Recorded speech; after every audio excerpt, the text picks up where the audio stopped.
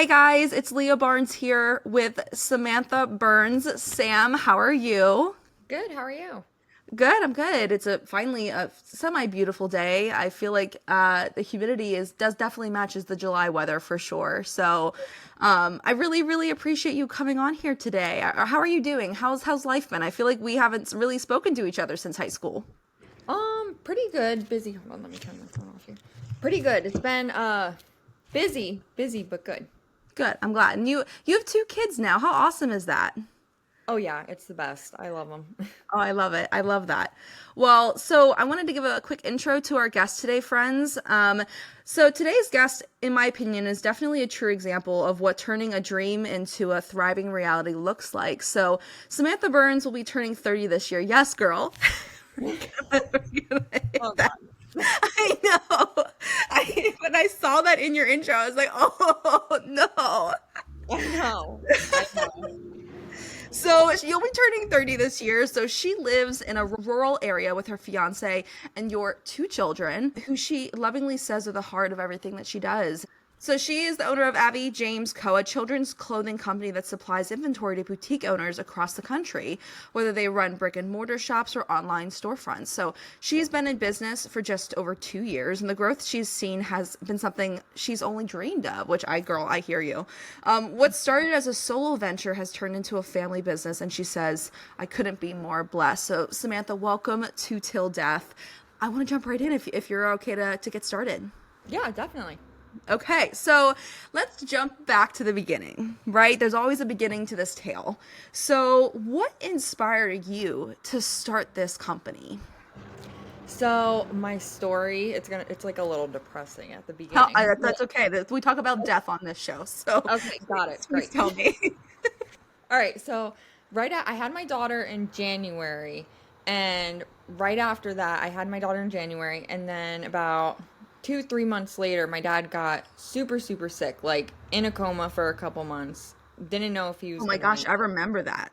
Yeah, it was Oh my bad. It was gosh. really bad. And I was like freshly postpartum, like all of that was kicking in. And then once my dad actually did get better, which was great. Good, So he good. did get better. Once that roller coaster kind of settled down a little bit, I had severe postpartum depression. Like it was Mm. so bad. It flipped my whole entire world upside down. And I had two kids now. So I had he was 5 at the time or 6 at the time, and then my newborn. Right. So that was a lot. So I got to the point where I was like, okay, I gotta do something. I had my first business, which was a face painting business. I I couldn't get, remember. yeah, I couldn't get myself out of the house. I couldn't be away from my kids. Like it was just so bad. And I Mm-hmm. was like, okay, I need to find something not only to like financially contribute, but I needed to find something for myself outside of being a mother. Although that's like my biggest purpose and I know that and it's everything to me. But I needed something more, like I needed something fulfilling. So I started a retail shop on Facebook in like a Facebook group, and there was a bunch of moms that were a part of this group, and we all kind of became friends, and I was offering clothing at retail prices to them. Well, I'm the more I tell this story, the more I'm like, okay, this picked up so fast. It sounds Yeah. absolutely ridiculous. No, I booked like listen, no. When I started my business, I booked 62 weddings in like 5 months. Like that's Oh don't my gosh, that's incredible. so please don't think like, oh, this started really fast. Success comes very quickly. So please keep going. I want to hear more. All right. So I got into retail. Sales were pretty slow. I mean, I was getting like 10 sales a month and I was like over the moon. I had all these new mom friends. We were all supporting each other, raising our babies together, bouncing ideas off of each other. Like it was great. So I started that, and then a couple months later, I got an email from a beta tech company. And they had Oh, this cool. platform. Yeah, they had this platform. Like I thought it was a scam at first, this email, What's the because I name of was the platform? it's now called Pear, Pear. Okay. So it's a newer platform. It's not an app yet, but it's a website and it's like a platform where people can drop ship. Okay. So they wanted me to use their platform to drop ship items that I was already selling. Okay. So I tried that for a bit, didn't work out too great. And then I got to the point where I was like, and with their help as well, we realized like, look, there's nobody drop shipping children's clothing really in the US. Like everything is from overseas. So we were like, okay, so if there's nobody that's doing this, why can't I be the one to do it? So that's when I Mm. started to branch off into wholesale a little bit. Okay. And then when that picked up, that was like the beginning. That was just like in February of the following year. So it got fast. It really picked up. Once we hit wholesale and I started advertising that I was offering these products to boutique owners, um, it blew up. It was like, it was crazy. There was such a need for it of a US vendor that it just kind of grew so quickly. So I was still working with this company at that time, and we tried using their app. It was just hard to get people on board just because when you have a business and you're building it and you're set in your ways, it's scary to It change. is. It So, is. so I get it. Like our boutique owners weren't really willing to try the new platform, which again, completely understandable. So I made a Facebook group. We started adding members. I started posting stuff about the stuff we offered, and then it just blew up. So now we've partnered with just under 2,000 boutiques. That's amazing. It's crazy. That's amazing. And then we have 8,000, almost 8,400 members in our Facebook group. That's so the Facebook group is specifically for your business, and then people can either get individual items, or is it business to business kind of business model? Yeah, we no longer do retail just because we Okay. don't want to compete with our other retailers that are strictly online. Very smart. Yeah, so we only do wholesale and we focus on that. Like, I use the same business model as I did with retail. I focus around community. So we're like a community of all business owners that kind of bounce ideas off each other. It's just a sense of support. Like we post, I have a graphic designer and we post like different graphics that they can use in their Facebook groups for their customers. Like we try to offer like a lot of resources, not just inventory. Okay, great. That's So awesome. yeah, so we do a Well, lot you of that. should be. It helps you build your brand, but it also encourages them to want to use that in their social media. Right, right. Yeah, exactly. Where can I ask you, were there any moments in the very beginning of this where you doubted yourself or even the remote idea about the company? Oh, 100%. Especially with the postpartum stuff. Oh I was yeah. Oh so yeah. in my head. I was so Yeah. in my head about every little thing I did, whether it was like everyday mom life, just Yes. anybody who's like, you get it. It was rough. So I was so in my head. I was doubting just about everything. I doubted at one point. But Yeah. again, that community of women I had, like it makes me emotional talking about it, but like That's okay. the community of women that I had to lean on, um, Hmm. never met them. Like I don't have many close friends. I moved a lot when I was younger. So I don't Right. have a lot of close friends that are local to me. So having these women, even though it was online and I've never met them before, it was really like it was a great support system. Hmm. I think the only doubt I had when I started my companies was it was during COVID. I was supposed to launch this back in February of 2020. And then as I was preparing to do so, it was March of 2020. And it was like, oh, shit hit the fan, right? Like, Right. okay, COVID happened. So at the time, I had been working in a, pharmaceutical company. I worked for a wedding venue prior to that. They ruined weddings for me. I was not interested in it anymore. I started working for a pharmacy, then got snatched up by a pharmaceutical company making really good money. And I was going to do this. I was going to relaunch it. I was going to do weddings on my own finally, not for other people, my own company. And then COVID hit, and then I saw all of my vendor friends lose literally everything. They lost all of their clients because they had to pay their money back, and because they're paying this money back, they went bankrupt.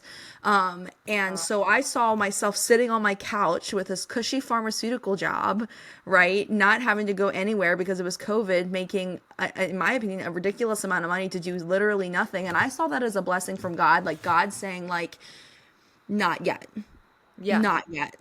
And so when I did start out my company in July of 2021, you were saying how like you had doubt in the beginning. I didn't really have doubt in the beginning. The doubt slowly started coming in as I started to hit wall after wall after wall after wall of hardships that happened during the journey. I didn't have it in the very beginning, so I don't know how you did it, girl. Like to get your business off the ground with your own personal postpartum journey still happening, being a mother of two children. I don't know how you did it. I mean, I thought, every roadblock that I hit was enough, but to even the fact that I had the luxury of starting out strong with a very strong double COVID industry, right? Double the amount of weddings happening. Mm-hmm. You had a vision, you had a journey that you wanted to start, but like that doubt behind you. So like kudos to you to push past the doubt. And to push back that postpartum depression darkness that you were experiencing in. I saw it with my sister Liz. I saw it as she was getting through with her baby Willow. So I can't imagine also having a She's second child beautiful, there by the way. too. She is a What was beautiful baby. Isn't she so cute? She is so cute. We won. I always tell people with her eyes being the same color as Twin and I'm like, we won. We won. And she's she's too smart. She's so smart. And I know I haven't really been around kids and they're very smart. Like they pick up on everything. So like when I am not on air or in person with my clients, I got a bit of a sailor mouth, so I gotta like watch myself around like my niece. Like I keep wanting her to say, I really want her to say one cuss word to get it. I want to get it on camera and then hope she never says it again. But like she's so smart. She picks up, she has all her animal noises. She's so cute. So cute. Anyways, so a lot of people dream of working for themselves. I know I did. I did for a very long time. There's a reason why I went to school for entrepreneurship, because I wanted to be my own boss. Because let's face it, Sam, you feel much better yelling at yourself for messing up than someone yelling at you. Oh yeah, for sure. Like easy, no brainer. But a few actually take the time to jump, right? They don't take the time to build their brand and to take time to think about what business they want to do and leap from that, because they look at the fall and they think, wow, like that's crazy. Like I'm not going to do that. What was the moment you knew that this had to be more than just a side hustle for you, that this had to be a full-blown operation? I don't know. I think it's kind of a tie between having that company reach out to me. It actually, I think I know the exact moment when that company reached out to me. They flew me out to Silicon Valley to meet their team. And when I was there, I was like suffocated with all of this. Like everybody around me was so successful. They were like the best group of people, so supportive. And I was like, you want to know what? These people believe in me. I need to like pick myself up, and I can believe in me too. Like, Yes, you can. So once I got back home, I went like full force. I was like, all right, this isn't just like a fun thing for mom to do on the side anymore. Like I was like, no, I got this. Like I'm going full force into it. And then once the group grew and we started getting all of these clients, like I was like, this is it. And then it got to the point where my fiance was able to leave his 9 to 5 job. Wow, that's amazing. Yeah, and he worked with me. So then it was like both of us together, and it just escalated so quickly. That's amazing. That's awesome. So speaking of your market, right? Because you obviously cater to a certain market. It's definitely a niche market when it comes to like children's clothing brands for boutique resale. How did you identify your ideal customer and figure out what they wanted, right? Because you've got to make sure you're keeping that up and making sure that you're keeping yourself relevant within the industry. So tell me a little bit about that. I think it was a little easier for me just because I started out with retail. Okay. So I knew So you knew how what they much, wanted, like the customers right, wanted. Yeah. right. I knew what they needed, which was somebody in the US that had inventory. I mean, we do offer pre-orders still, but Okay. we have a lot of ready to ship stuff as well. But I knew what they wanted. Also on top of that, I understood like a lot of vendors right now, you have to meet a minimum order quantity. So whether Right. that be like a dollar amount of $500 or 75 pieces, you have to buy one of each size, like all of these stipulations. It's hard for a mom that's trying to do this on the side. Like you can't meet those quotas. Like there's no way if you're just Right. starting out. So we kind of catered to where I was only getting 10 orders a month. So we Mm-hmm. don't have an MOQ. We have open packs, they're called. So like you Do you don't have mind to buy. explaining what an MOQ is to our listeners? Yeah, just a minimum order quantity. So Okay. like you Okay. don't have to meet any of those quotas. Um, we have open packs, they're called. So like you don't have to, you just order what you need pretty much. Okay. Great. Awesome. Did Yeah. you, did you, I'm trying to think of the best way to say this. How did you stay ahead of the trends that you're seeing, right? I know with the wedding industry, it's constantly moving. So there's nights where I'm just sitting here watching TikToks and Reels just to get a much better idea of where popular ideas are stemming from and if it's something that's really catching on. Like the boho theme. Like that thing was huge and it still very Right. much is a big, right, decor vision for weddings. So how were you able to keep up in such a fast moving industry? Or do you think it's very a stable kind of industry and you've been able to stabilize and keep things moving? Or tell me a little bit about the trends that you've been seeing and how you've been able to keep up with those. A big part of it, a big part of it, I really think is just, I think that was a gift that I was giving that because I don't know how to explain it. Like, That's I okay. almost, I almost feel like, I don't know if it's like I see adult clothing and then the kids' clothing slowly like trickles after. Like, Mm-hmm, mm-hmm. right now, still, this has been like a fad, like I don't know if it's viral, but like you see the like bows, like the ribbon Yes. bows that are really popular right now. Yeah. That was popular in women's clothing, and now it's kind of like trickled down into children's clothing. Yeah. Still super, super popular. I'm in a lot of other boutique groups and like women's clothing, so I'll see like stuff that's posted that people are buying in there, and I kind Okay. of follow those trends a little bit. Oh, that's cool. Also, like you said, Pinterest is a big one. Yeah. Um, It's but also the really, devil. what's that? I said it's also the devil.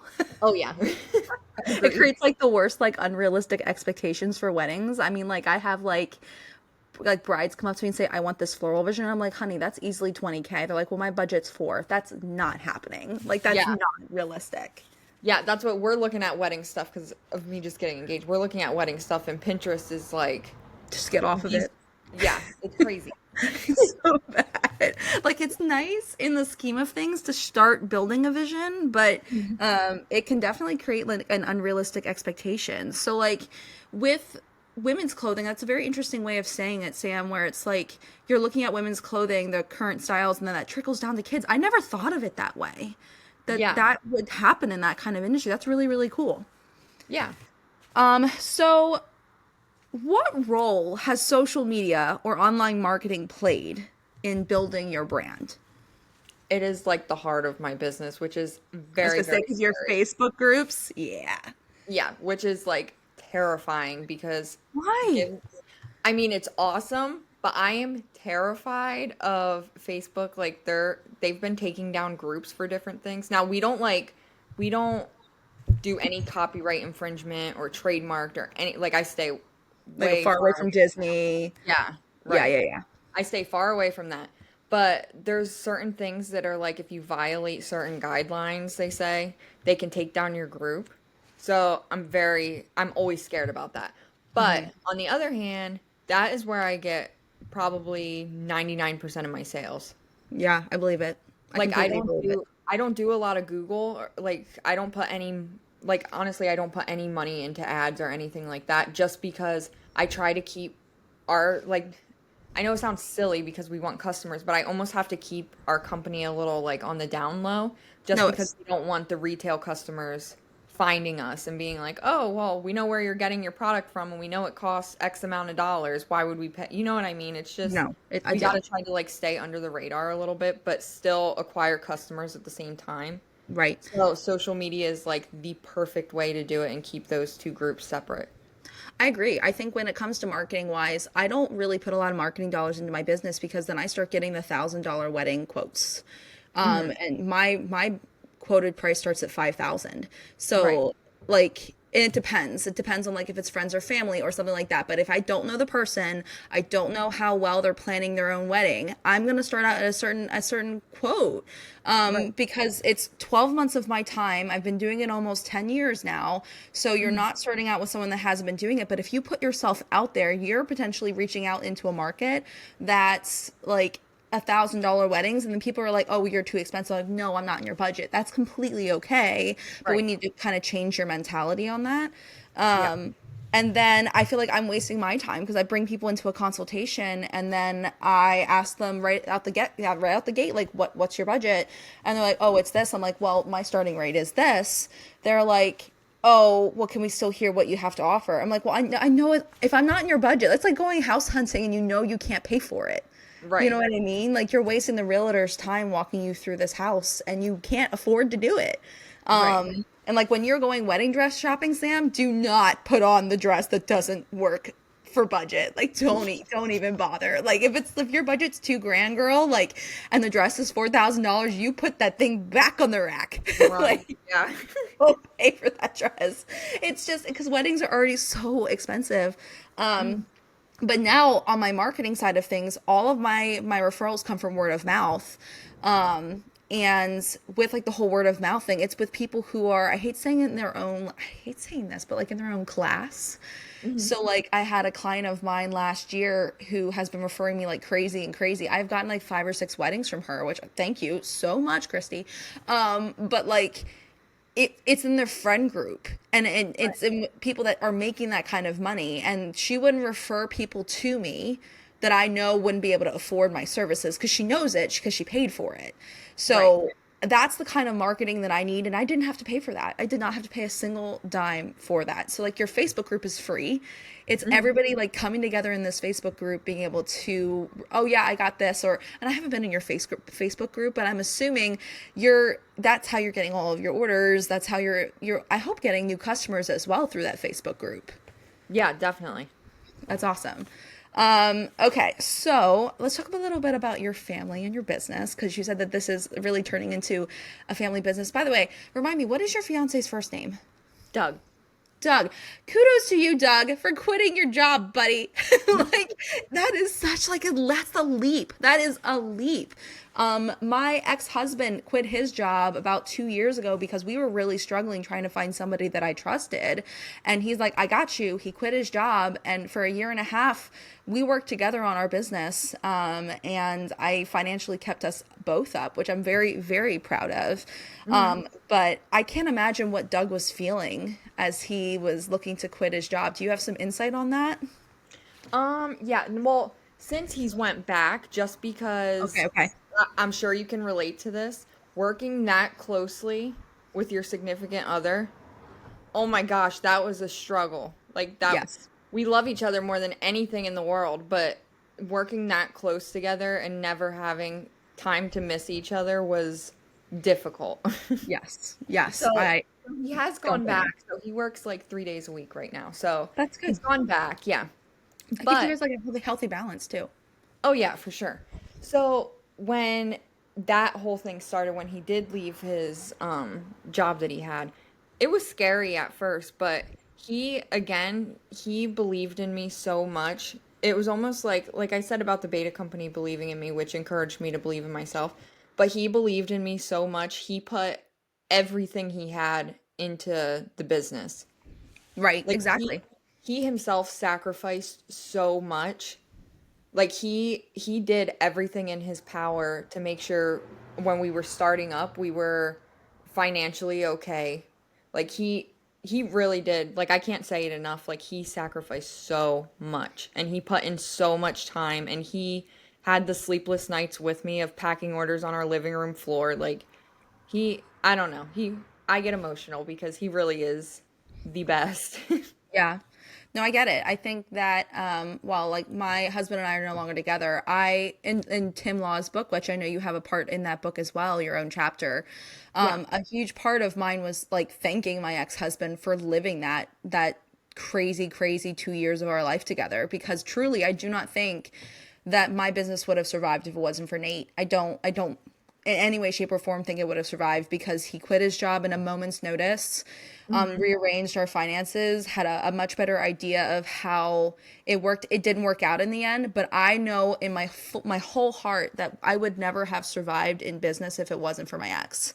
I So 100% understand. yeah, Yeah. yeah. So it's just it's one of those things that I'm very grateful for having an ex-partner who had that strength. And it sounds like you have a fiance who is part of the strength of your business. So he may not be fully a part of it still now, Hmm. but that was a part of your journey, Sam. Like it's something to really be proud of. Yeah. And it's also really good to be proud of the fact that you realize that, oh, this is not going to work. Like Yeah. you had to go back part-time. Yeah. We were like, okay, let's take a step back. Something's not working out right now. Yep, exactly. So you had mentioned that this had grown into a family business. What does it look like now that Doug is back part-time at his old job? He still helps a lot with he does a lot of like quality assurance kind of like everything that comes in, we size them. We put like the sizing on the bags and different things like that. We make sure that they're okay, like no buttons are missing or anything like that. He does a lot of that kind of stuff. And then my sister-in-law helps a ton. She's kind of taken on the role that Doug had. She almost and it's awesome because she This is your has brother's wife. yes, my brother's wife. Got it. She has five little girls of her own. I know she does. She's so Yes. cute. And the littlest one is only a year old. So she's able Aw. to bring the baby with her when we work, and then I bring usually Dominic's at school, my son. So I'll bring Abby with me. And she's 3. Mm-hmm. So we can work with our kids here. Like it's awesome. That's great. And yeah, and Vicky does a lot of like packing orders. She does pretty much just about a little bit of everything. We do like live sales on Facebook and she'll be behind the scenes writing down people's email, writing down their orders. Like she is like my go-to. She's my right-hand man. She's great. That's awesome. That's amazing. So, Yeah. how do you balance being a mom? You kind of talked a little bit about you both are able to bring your babies to work, right? Being able Mhm. to have that also, but being a mom and a business owner, it can be a struggle, like, especially when your children are a huge part of your why to live. Well, now why are they your why to do business, to continue to do business for your company? Yeah, not just for financial reasons, but just they when I say they are the heart behind everything I do, they really are. Like, of course it's I have to pay the bills, so that's a big motivator there. Yeah, oh But yeah. also just I want them to see that not I don't know if this might be an unpopular opinion, but I also went to college. I want them to see that you don't have to do a 4-year degree. You don't have to go to trade school. You can start your own business. You can go to trade school. You can go to college. You can take any of those paths and still be successful. And I want them to see that if you put your mind to something and you love what you do, you can turn it into something incredible. Absolutely. I agree with that. I feel like trade schools, when we were in high school, they never told us. If you wanted to No. go to a trade school, you should have gone to VOTEC. Like, if you Yeah. should have, at eighth grade, you should have gone to VOTEC. Oh, no, you didn't go to VOTEC? Well, you're going to college. Like, that's really no choice past that. Right. Yeah, I totally agree.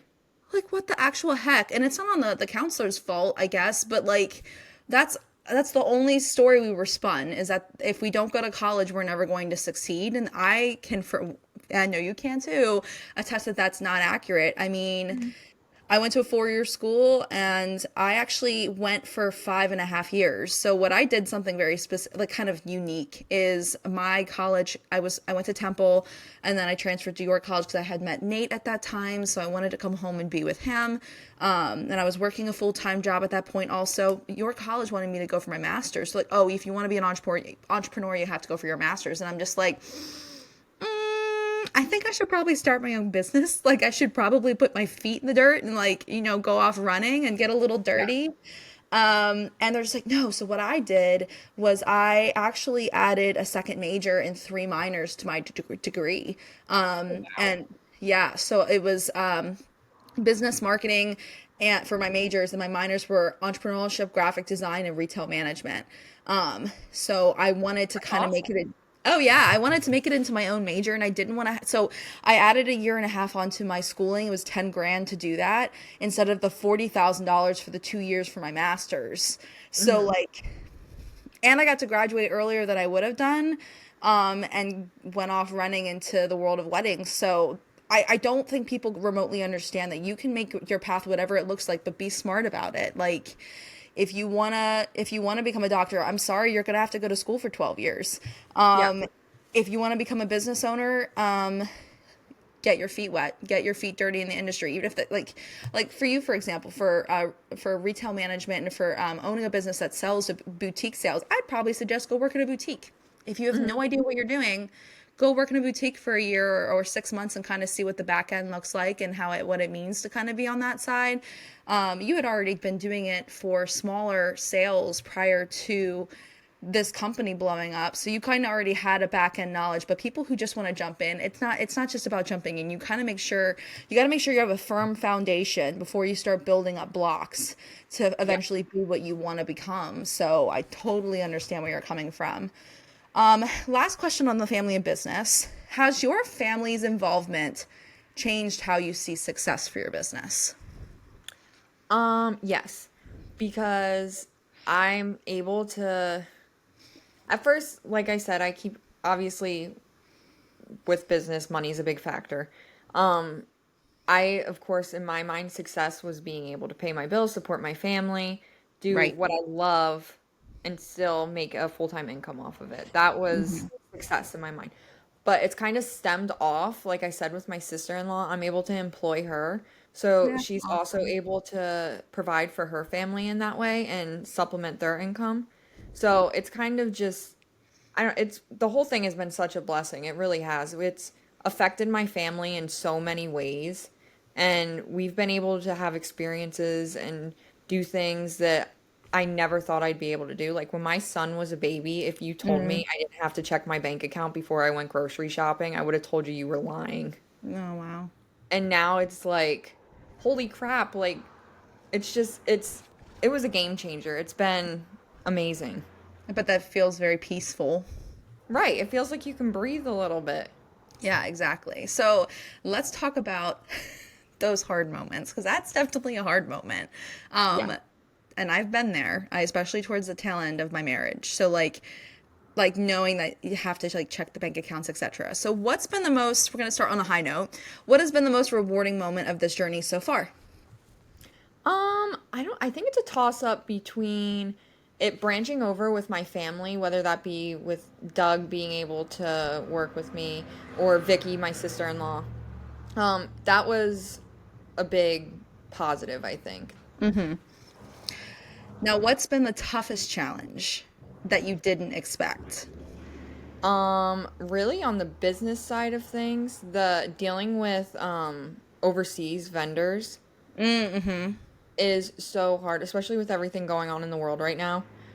It has been so hard. Like there's the language barriers, there's so many different factors. It was a bigger challenge than I thought. But again, this was the reason why our business worked so well is because we cut out that the overseas having to go back and forth. That was a big challenge. And then also on the other side of things, balancing being, like we mentioned this before, balancing being a mom, taking care of your house, and having a business is freaking hard. Like It's I'm still, it's been 2 years now and I'm still struggling. Like I always need to think of different ways to balance my time wisely because it is very, very hard. Yeah, it is. I'm currently living down at my family's cabin until I like reestablish myself Mhm. and get financial footing, and then I can get my own apartment again. Well, my family, I was gone. I was in London. I went to Wimbledon, and I went to Asheville, and then came back and flew to Florida. So I was like 3 weeks where I just wasn't down here. And my family's like, "Oh, we're coming down for Fourth of July," and I'm like, "Oh my God, I have not cleaned anything. Like I just haven't done anything." And they're like, they come in this house and just like, "You haven't cleaned." I'm like, I haven't had time in over 2 months to do anything, like with wedding with like season happening, going places. I haven't had a moment. It's such a hard way. It's just really, really hard. I don't even have kids, so I have no idea how, Sam, you are balancing having this amazing enterprise, this amazing business, and you've got 2 children, and you've got a fiance, and you've got a house that you have to take care of. I just have a dog and a cat, and I'm doing great. I'm doing really great.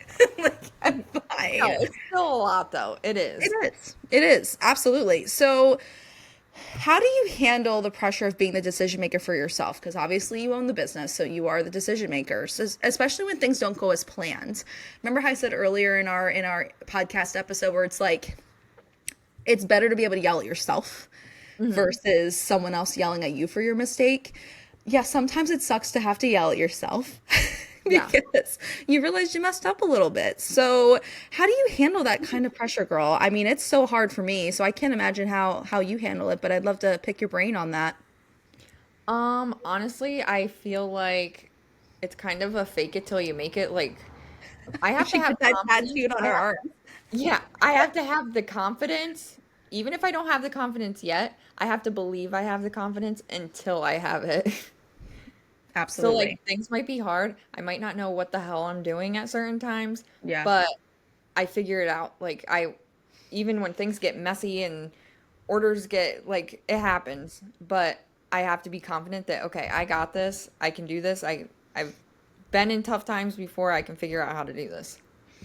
Yeah, exactly. You have to tell yourself. I always tell myself, and maybe you could agree or disagree to this. I always say that God wouldn't put something in your life you couldn't handle. Hmm. So if you're facing a challenge right now where you're just like, I can't think I can do this. I don't think I can do this. As entrepreneurs, we put our big girl pants on and you find a way to do it.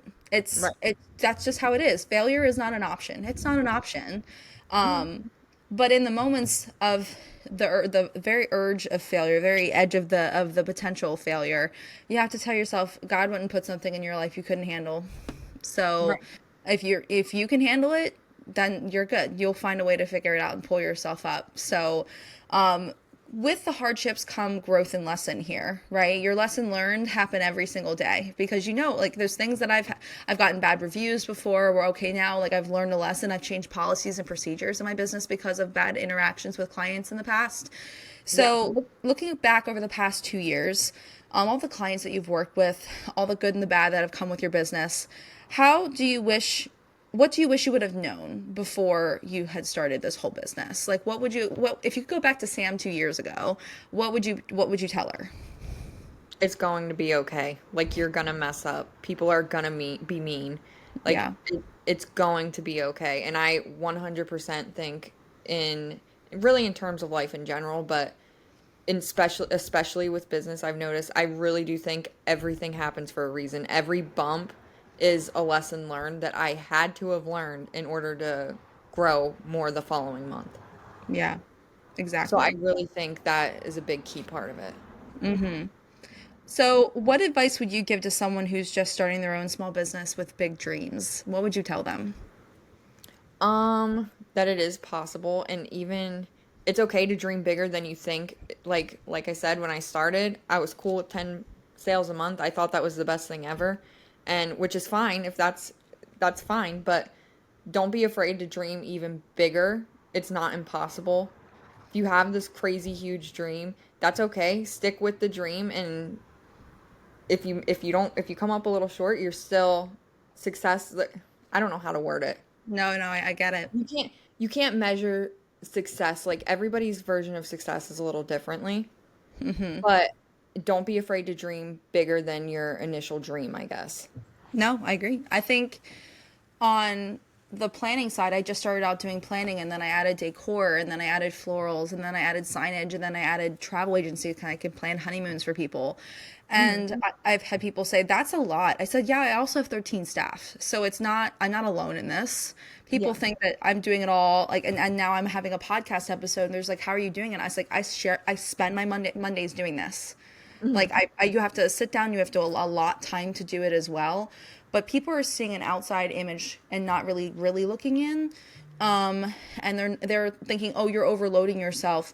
I wouldn't add something in my life if I couldn't handle it, as I'm sure you wouldn't either. You wouldn't add more Right. clients. Like you said, you're keeping your perfect business where you want it. You're not adding, you're not taking away. You're exactly where you want to be because that's what you can handle right now, Sam, especially with having a family and you're planning your wedding now too. Right. I wouldn't add something into my life if I didn't think it would work. And all these things I have in my business right now, I have it in there because it all works in the end of the day. All of these things can be built into a built curriculum of my business, and I'm helping them anyways with this kind of stuff. So why shouldn't I make money off of it? Right, for sure. No brainer. But people don't see it that way, right? They don't see it that way. Right. So, do you see your company staying in its current form? Or are you already dreaming of new directions, right? Maybe a flagship store, maybe a private label, maybe something else? Are you thinking of what the next, I always call it the 10-year plan looks like? What does the vision look like for your company? Well, we're actually already in the process of taking that next step because Yay! Can we I'm hear it? yeah, I'm Cool. I'm really bad at staying in the same spot. I can't just stay in the same spot. I always got to say, okay, what's next? What's next? What's next? Yeah. Like there's always got to be something like a goal ahead of me. Um, so right now we're actually working with a manufacturer that is going to give our boutique owners the opportunity to design their own pieces instead of having just clothes that Wow. we already offer. They'll be able to use their artists that make their seamless files and make different prints of like bamboo pajamas, or they'll be able to design their own pieces with a low minimum order quantity. So we're offering, which Wow. usually when you design pieces, the minimum order is like huge, astronomical, like Hmm. 1,000 pieces, something Yeah, crazy. you were saying that earlier that it's almost untouchable when it comes to small business owners. They can't do that Right. minimum. Right. You need to have an already established, successful business. Like you can't be a small shop and make it work. Like there's just Hmm. no way. But yeah, our next step is we're working with a manufacturer that we'll be able to work with our clients and have them design their own pieces, whether that be just a certain print for a pair of pajamas or completely start from scratch and design a shirt, and like really the possibilities are endless. That's amazing. That's awesome. So when are you looking to really launch this part of your business? I'm thinking probably around November. This has been That's something great. I've been working on for like probably 10 months now. Okay. So we're hoping like right before Christmas. Oh yeah, So right. Great time to do it. yeah. That's awesome. So when when it comes, I wanted to kind of like back up to your kids a little bit as we wrap up the interview. Your kids are the heart of everything that you do. Literally, your mom. You work tirelessly every single day to make sure they have three meals a day, right? They get good sleep. They have playtime with you and Doug, right? You want to make sure they have a balance in their life. What do you hope they see and learn from watching you build this business and watching you, especially with like your fiance and your relationship with him? What do you hope they see? Um, really just really just that there's not a set path and you can Yeah. go through some of the darkest times and life will throw these shittiest situations at you and you will come out on top, whether that be with your partner, the person you choose to spend your life with, Right. whether that be like it does get better. There's there's gonna be there's if you set your mind to something, I want them to know if they set their mind on something, they can achieve it. Like nothing is out of the realm of possibility. Like I Mhm. really do believe that if you love what you do and you put your heart and soul into it, I really do believe you can get there. And that is so important for my kids to learn because like both my parents went to college. They're both my mom's a principal, my dad's a director of another school. Like they went to college. They did all the traditional education stuff. I went to college for 3 years and then got pregnant with my son. So I didn't graduate from college, but I did go to college. And I want them to know that there's, like we said before, there's not a traditional path to success. Like there are many different ways you can go. And if you love what you do and you set your mind to it, you can be successful. Absolutely, I completely agree with that. They should be able to see their mom, whether it's success or failure, able to stand up on her own 2 feet and be able to own whatever the outcome of something is. That's a lesson in itself, right? Right.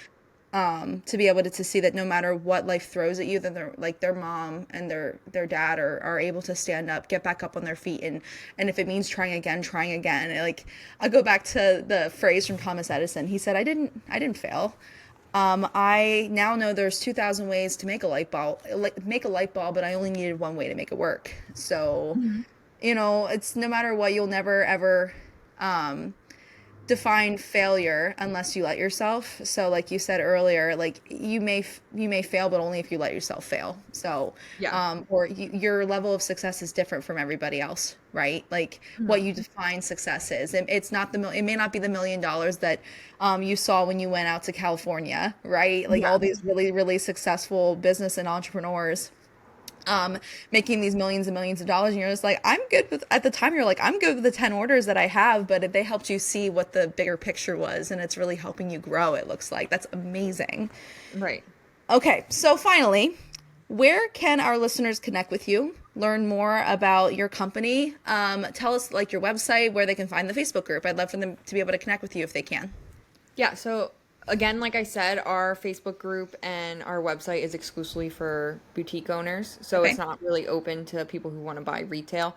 Mm-hmm. But I can, if they are interested in shopping for our clothing, I can connect them with boutique owners. Um, Perfect.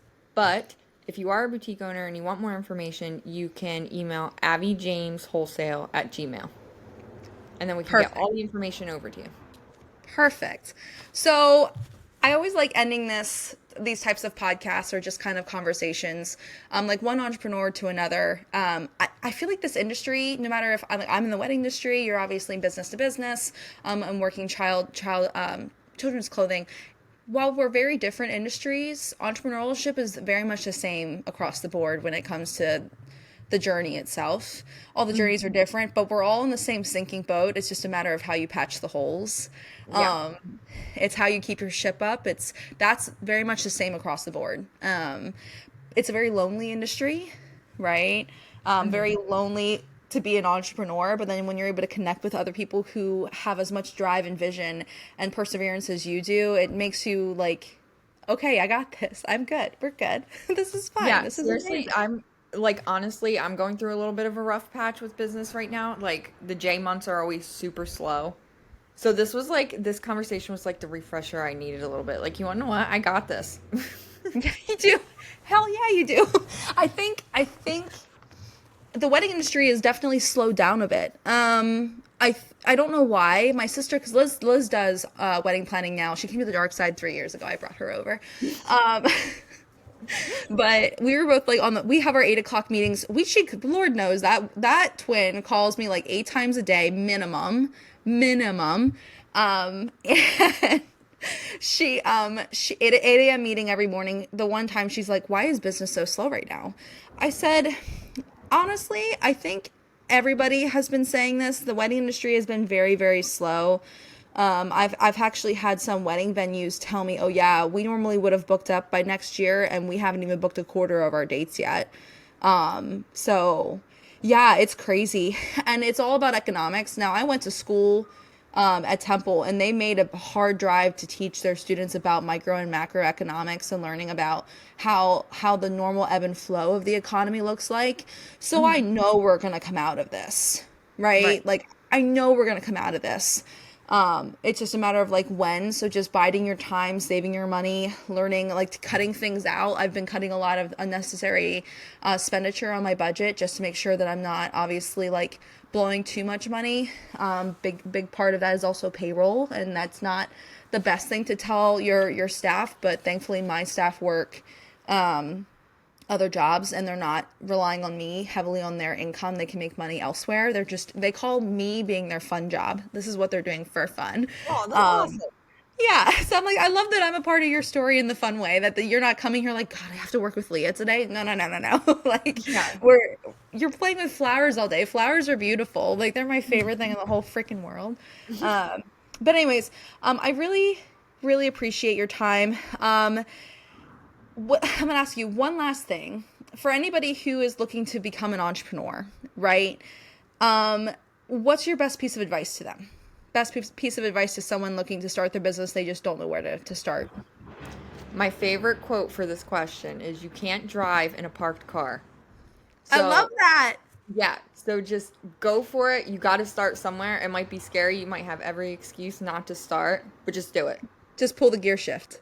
Yeah, just do I, it lo- I love and it. you'll I love figure it. it out. Sam, thank you so much for taking time out of your day to chat. I'll make sure to put in our show notes your website, so anybody who may be a boutique owner or maybe interested in finding your brand, but want to, you can guide them to a boutique that they can look at to be able to shop the products that you have. So I will make sure to put that into the show notes here. But I really appreciate you chatting with us today here on Till Death. It's a little different than our dark and twisted true crime, but I needed some little bit of light in my day. So. Again, I really appreciate your time today. Absolutely. I had a great time.